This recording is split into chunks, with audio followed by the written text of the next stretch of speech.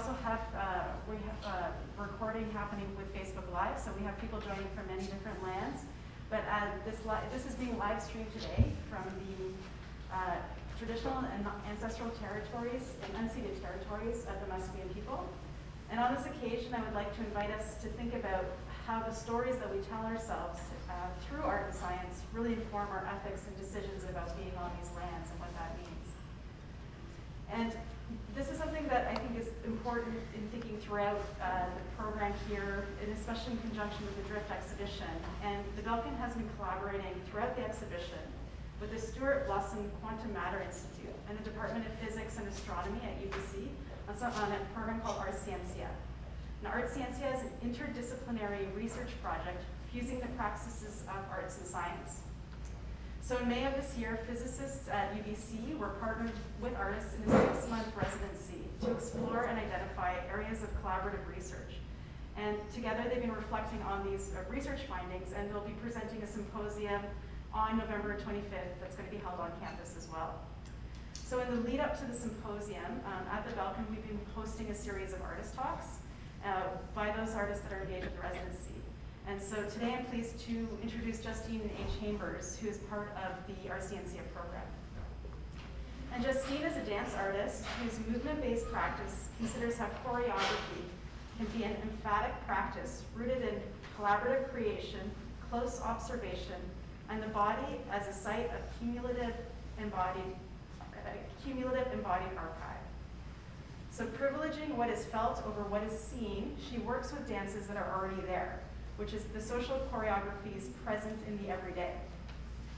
So her choreographic projects have been presented in numerous venues, including the Contemporary Art Gallery, the gallery that we're here today as well, standing in, which is the Helen and Morris Belkin Art Gallery, the Sophia Saal in Berlin, the Nanaimo Art Gallery, Art Speak, Hong Kong Arts Festival, Art Museum at the University of Toronto, Cantor Fitzgerald Gallery at Haverford College, Agora de la Danse in Montreal, as well as Canada Dance Festival in Ottawa, the Western Front, and the Vancouver Art Gallery.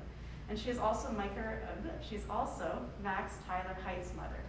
So please join me in welcoming Justine, and thank you again for coming to the talk.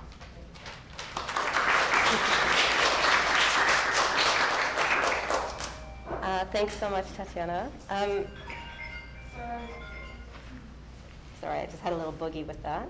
Let's make sure my phone's off. So I'm going to do something I don't usually do so much, which is I'm going to be reading. I had a real desire to memorize and use those acting skills I got in 1990, but it did not happen. So I'll be with you in and out. So when I began to prepare for this talk, I sort of went combing through my personal archive of work. There is this sort of directive or thought or direct self-imposed directive that I have to tether this talk to the residency. I kind of thought I'd share some greatest hits compilation of my work and then search for overlapping themes and ideas that we've discussed during the Ars Scientia seminars and try to cleverly present something to you that is clear, digestible, concise. Then I was stuck and mired in mental constipation. So instead, I went back to a reflection I made for the residency earlier this summer at some point. Marcus wrote and said, "What's a reflection you have about the residency so far?" Which was this: "What has struck me most is the way in which we relate, over what content, and where entering into the overlap between our practices became jagged and difficult. There is a particular sociality to the group, which I find fascinating. In general, I'm most curious about sociality as a material for making." So, like most people with unfinished thoughts, I keep rolling it around in my head over and over and over, finding ways to connect it to my immediate experience. So, all this to say, I probably just kept thinking about what I've always been thinking about and shoved it into this residency, which I feel great about. And I roll it around until it's been fully exercised or or exorcised, which is also one of the scores I'll talk about later. So today I'm going to share one work with you, and it's something I've been chewing on for about 5 years.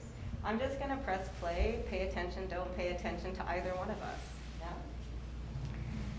I'm going to turn the volume down though.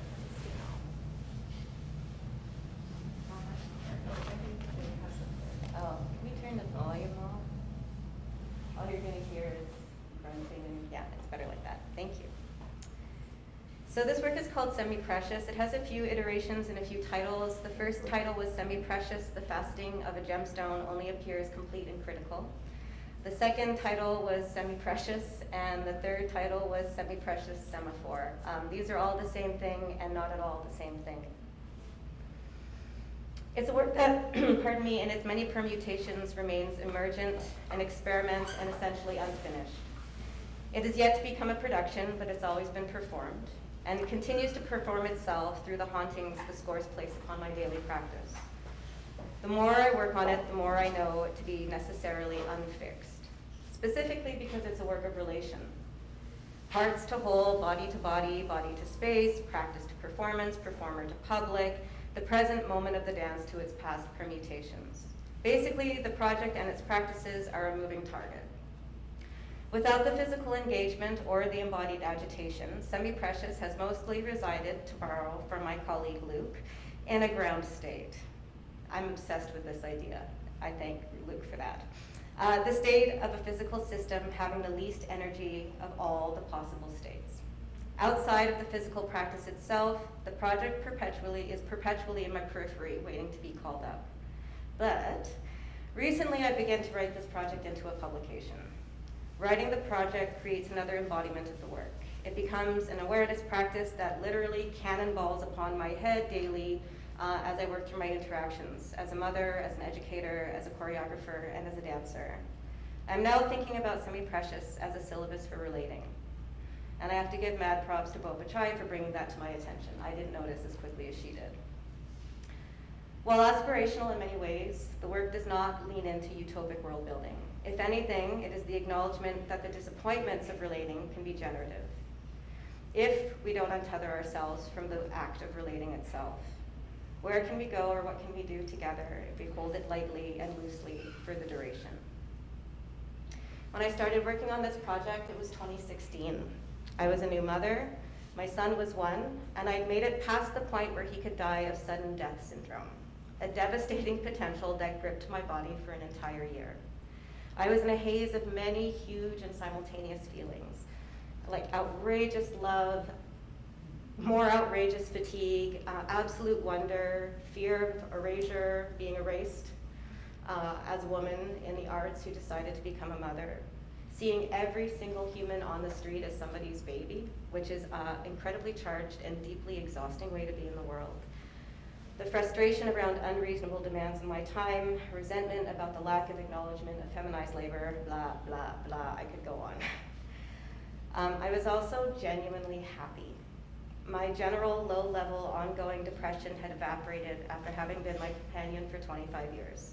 And I wanted to make something that could hold all of that.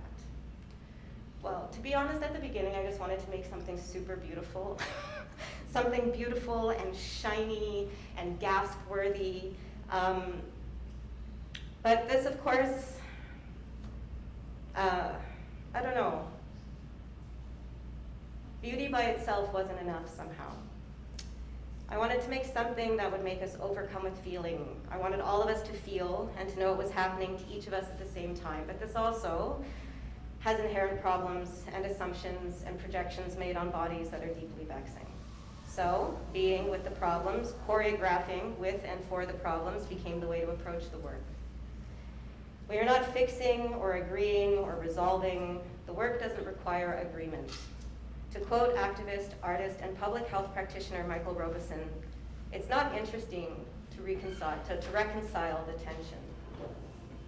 In 2018, I returned to the work with a group of 12 people.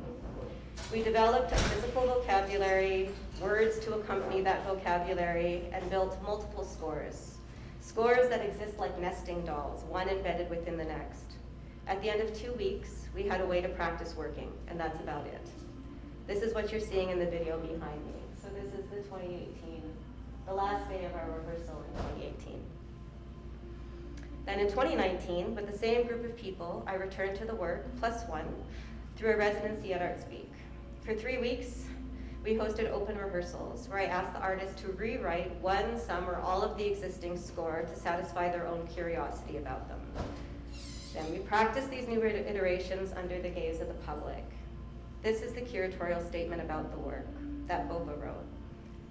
Semi-precious considers the possibilities of the multiple and the potential to build upon collective aspirations through reiterated actions. Central to semi-precious is the idea that the craft of faceting gemstones requires patience. Semi-precious is a study of movement, writing, speaking, feeling, and forming relationships. It is through a somatic and embodied approach that the relationality between the members of semi-precious determine the form and the shape of the work. Approaching Chambers' scores as propositions, the studio will take the time to sit with what resonates, working towards shaping a lexicon that deepens methodologies of gesture and movement and embodied and nonverbal forms of knowledge. Chambers' residency at ArtSpeak is one part of the wider project of semi-precious that considers wider questions of how we can develop frameworks or inhabit already existing structures and systems that allow for our collective and individual aspirations to unfold. What are the shifts and disruptions that we want to embody?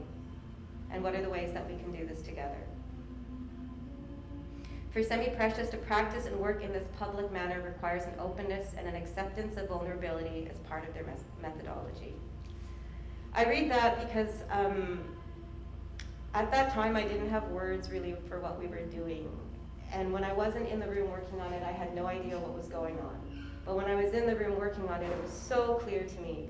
And I was really grateful for these words that Bopa wrote because she found a way of finding a language that I didn't quite have access to. So the scores, these nesting dolls of scores. Basically, I made them to move through feeling and move through feelings. My grandmother, Dolores Hutchinson, who I don't ever call Dolores Hutchinson, that sounds so weird, my granny says all the time, "You feel me?" She doesn't say, "Do you hear me?" or "Do you see me?" or "Do you understand me?" but "You feel me?" And it's a question that's both a personal orientation and an invitation to reorient and include what's held in our flesh. It asserts that our ability to feel is not an accompaniment to or an attribute of our lived experience, but it is actually just how we live. Our scores are values and instructions. They are aspirational, practical, and completely unachievable. They call us into the present and are way too demanding.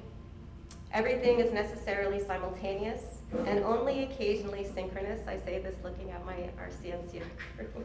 We had a great conversation about this a couple weeks ago over cake. We don't cleave, we don't compartmentalize, we don't normalize or stabilize. We work to feel it all.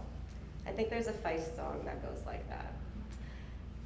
God, I hate myself. As I said before, the work is unfinished, but I would like to share 33 of the 72 components of the score with you.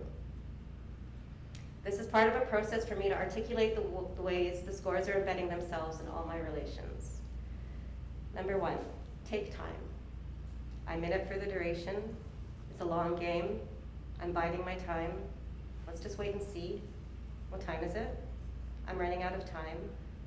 I don't have enough time to do anything. We're already late. In his score for the 14-hour exercise, Ralph Lemon writes, but this exercise is not really about time or duration, but about what happens when the formal technical aspects of time break down. The beginning, the thinking, the middle, the doing and the discoveries, and the end, what happened and what didn't happen, are all necessary parts of the event, the thing. Take nothing for granted. 2, oscillation and reflection. What is happening within us and what is happening around us? I was indirectly raised to feel my way through things, because as we all know, what is said isn't always an indication of what's actually happening. I attune myself to a room, watch for micro gestures and expressions, and pay attention to how each body organizes itself in relation to another. It is how I know what's happening around me. Then the choreography of relating begins. I configure my bones to be acceptable. I select my words carefully. I adjust my tone. And I look for external gestures of acceptance and move accordingly. 3, faceting is an exercise in simultaneity. Polish the places where your skin meets the air. My child is luminous when he sleeps. In his stillness, he shines. It's also the only time he's ever still, by the way. 4, don't assume you know what a whole body is doing. Please, for safety's sake. Work with what is seen and don't create fictions about what is not visible to you. 5, let imbalance move you somewhere else. So this phrase that I detest, I'm trying to find balance, it puts us at an immediate deficit. It doesn't allow imbalance to be a practical part of living. A desire to prioritize righting oneself assumes that we have nothing to gain from falling. 6, find, make, and share an energetic return. When my friend Joni was living in Chicago, she dated someone for a while who had the Fibonacci sequence tattooed on the edge of their body. I wanted to see it all, but it felt kind of inappropriate to ask since I had just met them. The sequence starts 0, 1, 1, 2, 3, 5, 8, 13, 21, 34, 55, 89, 144, and it goes and it goes. Structurally, it manifests as a spiral. We can find it in the flowering of an artichoke and the sequencing of our bones. The human fibula is a spiral. That's the outside bone of your lower leg, just in case you didn't know. We can always turn our mind around a spiral until the Mobius strip appears and reap the rewards of the return.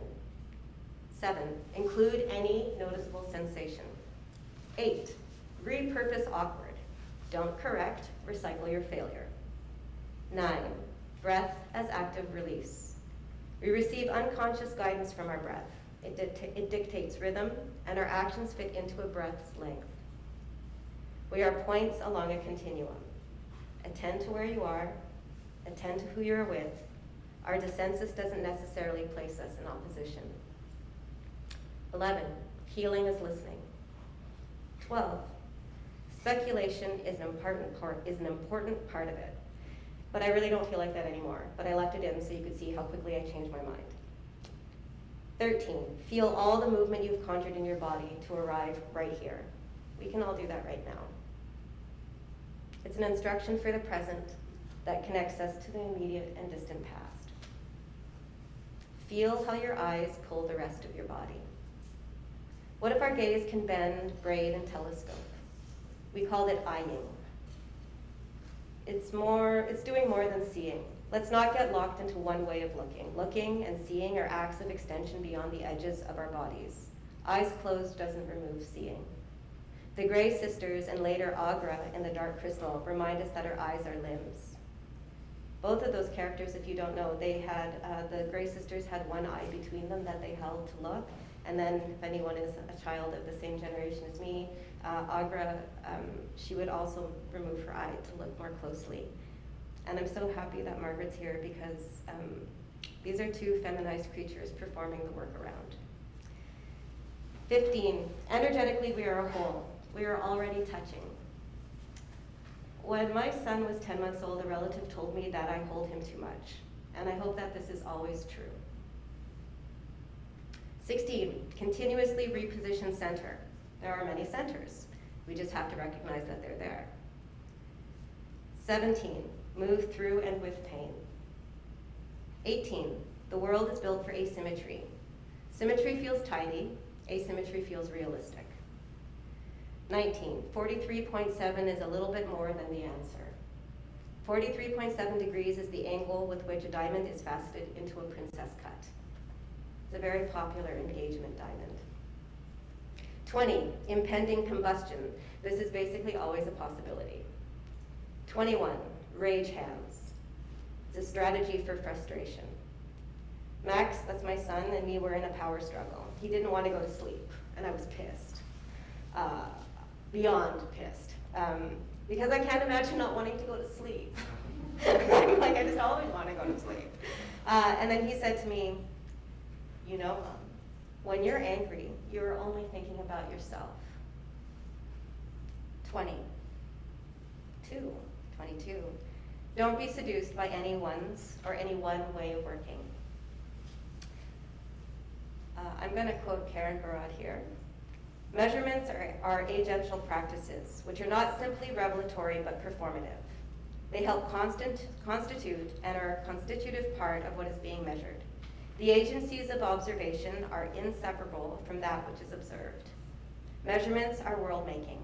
Matter and meaning do not pre-exist, but rather are co-constituted via measurements of interactions.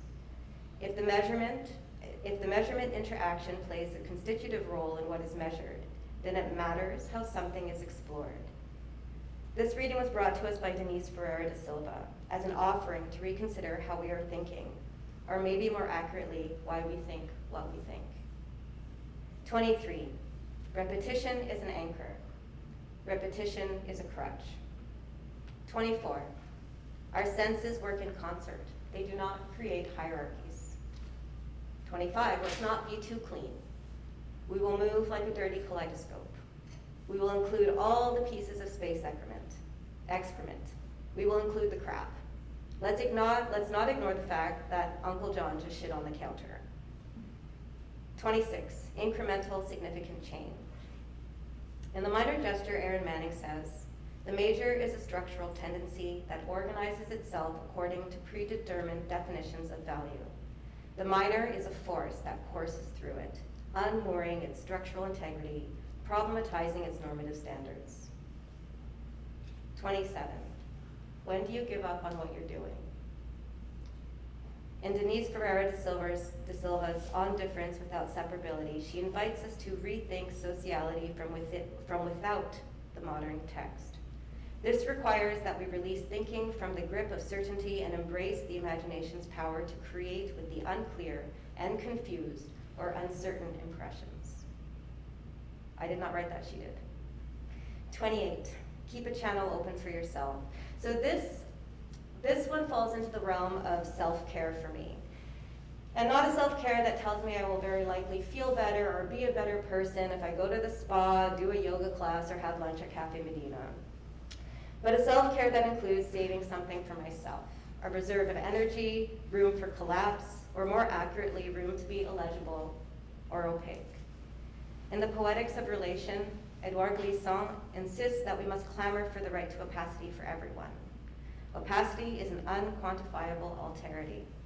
It refuses getting to the bottom of someone. It refuses a laying bare, and it refuses overexposure, but instead provides a cushion for an individual's singularity. 29, calling on magic as a net to catch me. Drop the ball, don't look down, don't assume, transfer your weight, and stop spinning the plates. 30, faking it. This is a very real part of absolutely everything I do. 31, no nonchalance, it's boring. 32, exercise and exorcise. 33, regain something that has already been lost. Everything disappears and nothing is gone.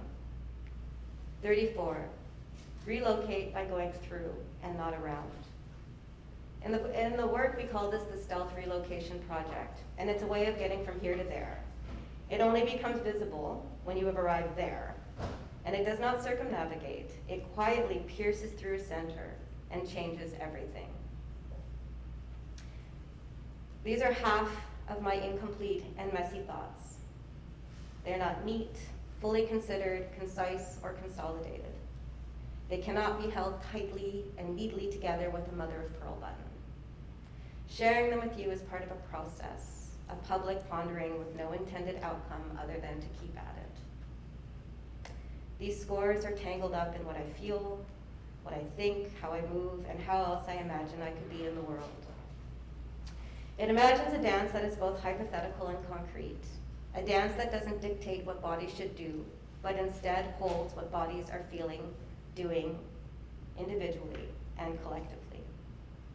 Acknowledgements are very important to me. None of what I said today would exist without the work, brilliance, patience, and commitment of my friends and collaborators. So I'd like to thank Allison Denham, Kate Franklin, Billy Marchensky, Alyssa Hansen, Erica Mitsuhashi, Josh Martin, Lisa Jelly, Layla Mirzowski, Ileana Shaladin, Rianne Svelnis, Alexa Martin, Kaya Shukin, Aryo Kakpour, Alana Kreiveld, Bo Pachai, Eric Hood, and James Proudfoot. Thanks.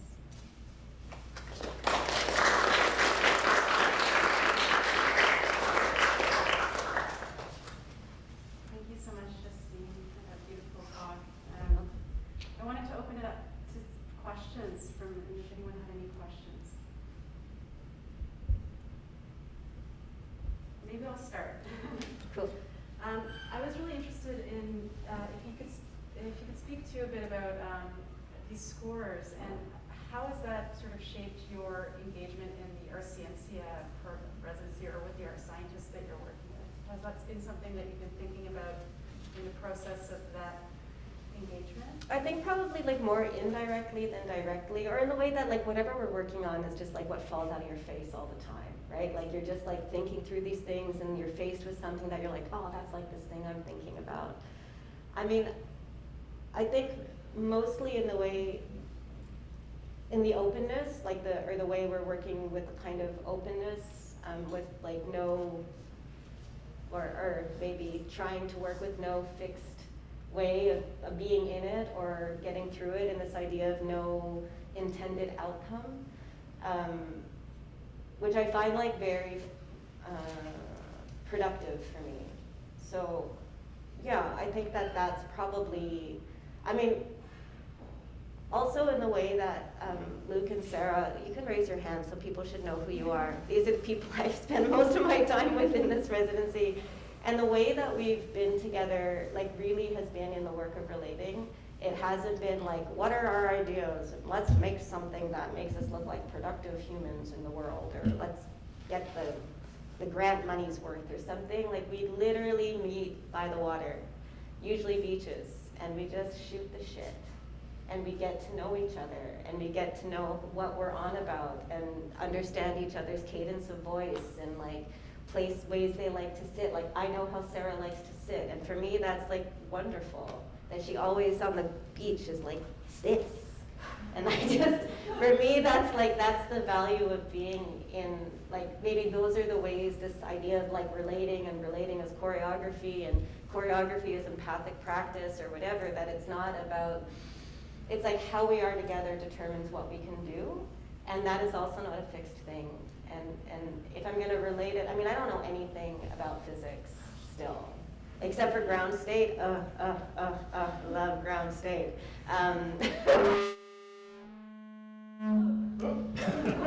Maybe it doesn't love me back.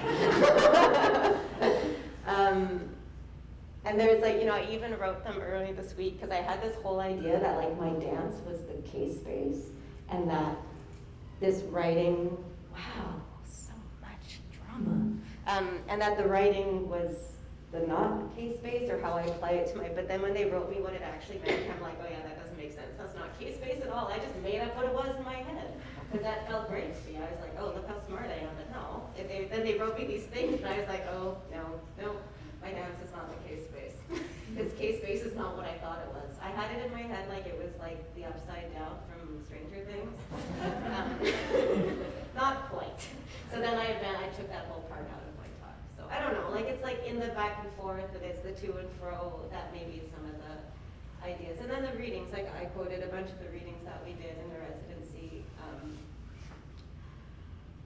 Yeah, that things that, struck me, the things that I understood partially, but that they still have impact. Yeah. I wonder, like this, something that also has been part of the exhibition and the residency, but is, or like this question around dark matter, or phenomenon that you can't see. And to me, it seems to me like in a lot of your work, or even in the scores, you're talking about things that you cannot see, but you feel in a space. And is that something? I guess so. I mean, I think I have like a thing about dark matter and dance, and I think Sarah can like be with me on this one, is that there was a bunch of dance pieces made about it for a period of time in the like 2012, 10, something like that. So I'm kind of like, I don't know. But yes, I'm totally interested in the things that we can't see, because it doesn't mean they're not there. And actually we know they're there, like in the ineffable, in like the vibes, right? Like this idea of like you walk into a space, and like I said, like I walk into a room and I'm like, hey, what's happening in this room? Okay, these people are like this kind of people, so now I'm going to be this kind of people, and that's an invisible thing, but I'm doing it because it's there, right? So yeah, I mean, again, I would feel like a fool if I professed to have a full understanding of dark matter, or any understanding of it, just because I don't want anybody to ask me questions about it because I don't know. But I do think there's this thing about the space between us, is not clear space. It's not neutral. It's not, nothing's neutral. It's not like without a density or a depth of feeling. It's just, again, we have the total ocular-centric world. Like, just because you can see it, that's what we need as proof, and that's boring to me. Because we know so many other things are happening. I mean, I'm saying just to only use our eyes as the way that, and the way that I said, that our senses are always working at their fullest, whatever that capacity is. We just don't place our, like we in our minds decide that one is working more than the other. I'm always smelling, seeing, hearing, tasting, touching, constantly, all the time.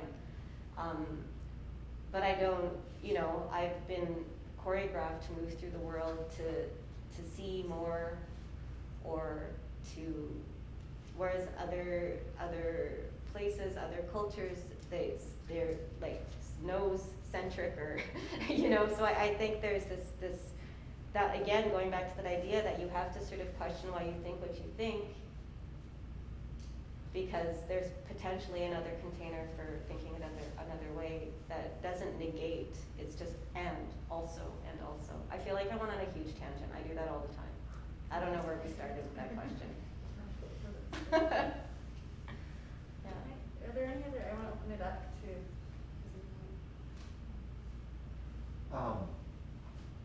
A fair bit of the meeting that we've been doing in the seminars has been virtually, where there is lots that you can't see. So if you are feeling Luke and Sarah one way on the beach, how do you feel them and others when you can only interact through a monitor? And how does that change?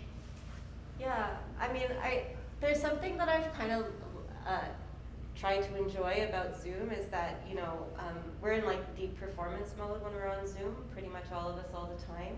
So I really think about every Zoom interaction as a performance, that I'm not there being myself, and I'm not, you know, fully, I mean, we're never fully ourselves anywhere. Maybe when you're pooping, I don't know, I can't even think of a place where, because that's like, I'm not in relation to anyone but the toilet, you know, but I hope, oh my Lord, I'm like, oh no.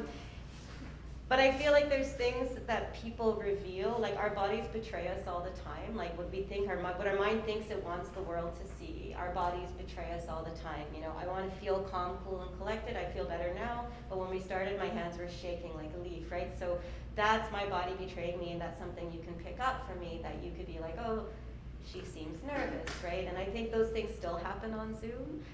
What I'm always struck by is, on Zoom is when people's attention wanes, and whether it moves off of their computer or somewhere else on their computer. Because you can tell when someone goes and checks an email, or, so I guess it's like I'm so attuned to people's bodies, or I'm interested in being attuned to people's bodies, that I'm just always watching like where the attention in their body slides to. But what's different?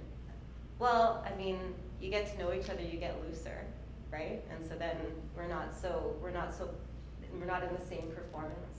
Also, like within the seminar, there's multiple hierarchies at play in that space, right? So we have to also acknowledge those hierarchies. So I would imagine that even for Luke and Sarah, it's different being in this space than you, because you're in different sort of hierarchical structures within the academy, right? So that's one thing.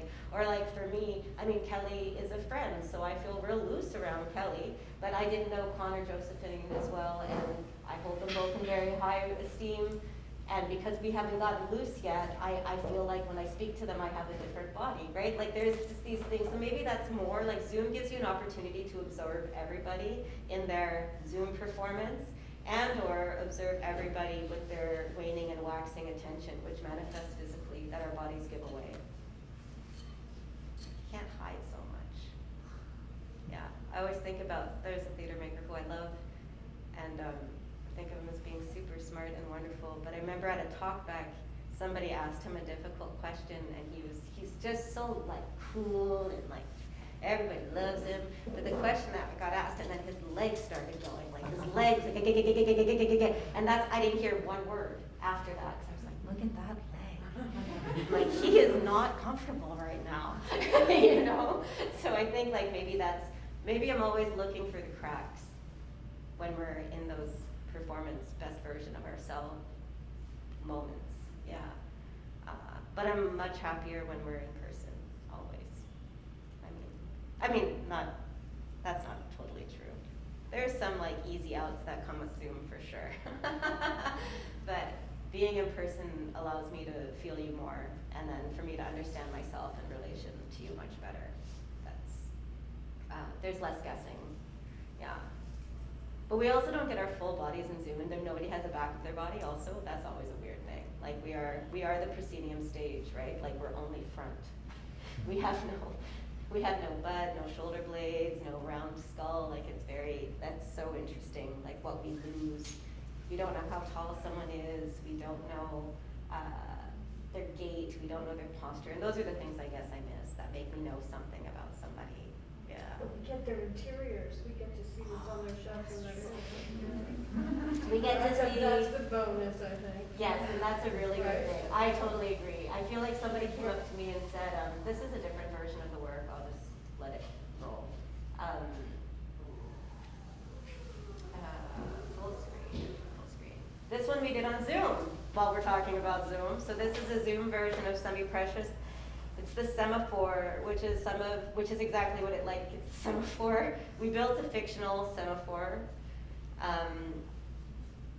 And I worked with a bunch of students on Zoom at Ryerson last year, whose apartments I knew intimately. I was like, how do you have such a nice apartment? You're like, that looks like more than 550 square feet. How'd you do that? Oh, right, you don't live in Vancouver. We worked on one part of the score, just while we're here, I'll talk about it, which was called the Semaphore, which we were thinking of as like some sort of, the Semaphore became like our call out, you know, like it became like a language and it was all big and square and then we learned the alphabet of the Semaphore, and then the students would like spell things with the Semaphore to the public, which of course most people don't know the Semaphore alphabet, so it doesn't necessarily reach that way, but we also used many of the other scores. We just had one vocabulary of movement, which was this couple sentences and their names. So we had like a very. You have to tell us what Semaphore. Oh, you know when it used to be used in war before like phones and stuff, and one guy would be on one hilltop and he'd communicate to the other soldier on the other with these like flags. Yeah, that would be like, they are coming, get the cannons, you know, and then you have them at the airport, the guys on the tarmac. So we sort of took that as like a sort of physical, verbal, like way of speaking, a physical way of speaking that was like not as,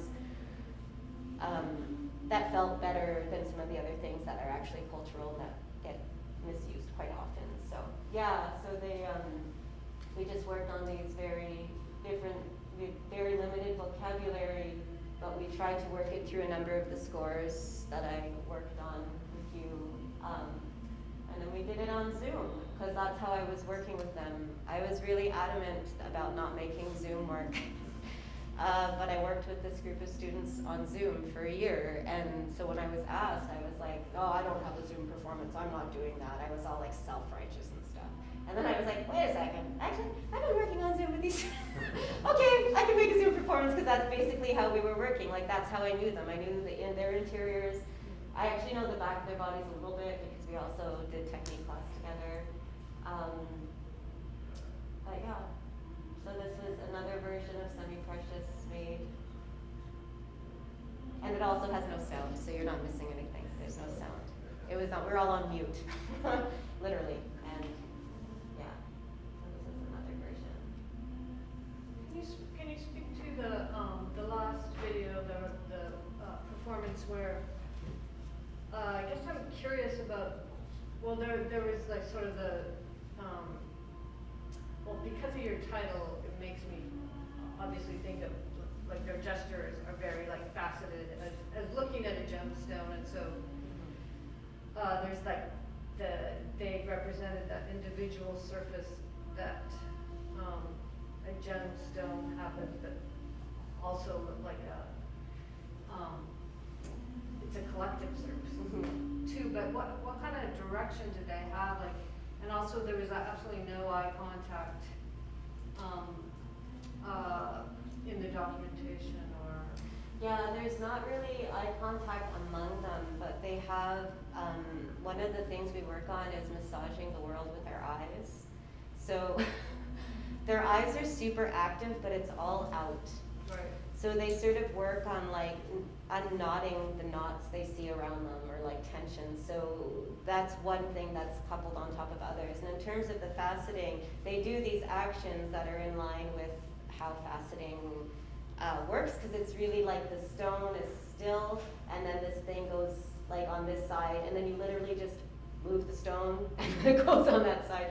So they were working on these sort of fast and slow things. They were also working on collectively knowing where everybody is so they could also be potentially all faceting one side at the same time.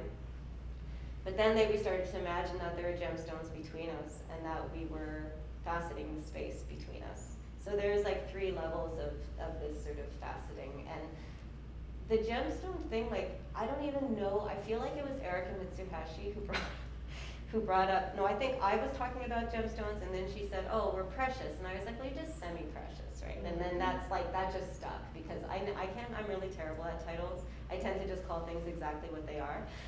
But that was sort of, so it's like everything, we're trying really hard to do it, but we're also holding it lightly so that there's opportunity for other things to arise. And sometimes they totally drop faceting, like they just can't hold it all. And so they stop and they will go back to something else, or they'll move on to something else, or in the way that we have, 5,000 ways we could be right now with ourselves, but we don't hold all of them.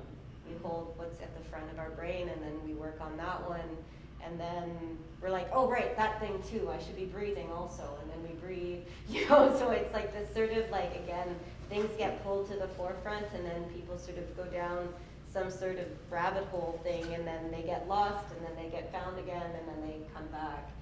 For me, what was always so amazing in the other version to watch is we usually did about a 50-minute score. Like we build a structure based on all of our structures that we have to play with, and then I just let them go. And I didn't dance, I would just walk around the edge of it, like walk around. And sometimes I'd watch it and I'd be like, oh my God, this is so boring. I'd be like, what am I doing to these poor people? And then all of a sudden something would change and it would be like miraculous what was happening. And there was something about that too, that it just took the time it took to become something, and then that would fall apart. And then it's like everybody knew it was hot, and then it would get terrible. It's like trying to be cool, trying to be funny, like it would just fall apart again, and then it would sort of bite its way to something else, so. I also think as viewers, we sort of get captured by the fabrics and there's a certain faceted quality to the fabric, so that. Absolutely. Yeah. Yeah, I think that's, when I first made it, when I first started this process, the 2018 process, the one before this video, I felt like I knew exactly what it was, which never happens to me. I was like, they're gonna be in like a glass skywalk, like the one at Holt Renfrew, the one between Canadian Pacific Mall and Holt Renfrew. Like I already knew it's gonna be there, and they're gonna be in this glass thing, and there's gonna be 13 of them, and our friend Natalie was gonna make opalescent tracksuit evening wear. Like I had it all. I was like, and then James is gonna do the lights, and there's gonna be a score for the lights that is also this score, and they're just gonna go every day at dawn and dusk. Like from the dark into the light. Like I was so specific, but it just never happened. And it almost happened a couple of times, but then because it's never happened, I've like, we've waded further and further into the work, and now I don't know that that is what it is. I still want the opalescent evening gown tracksuits.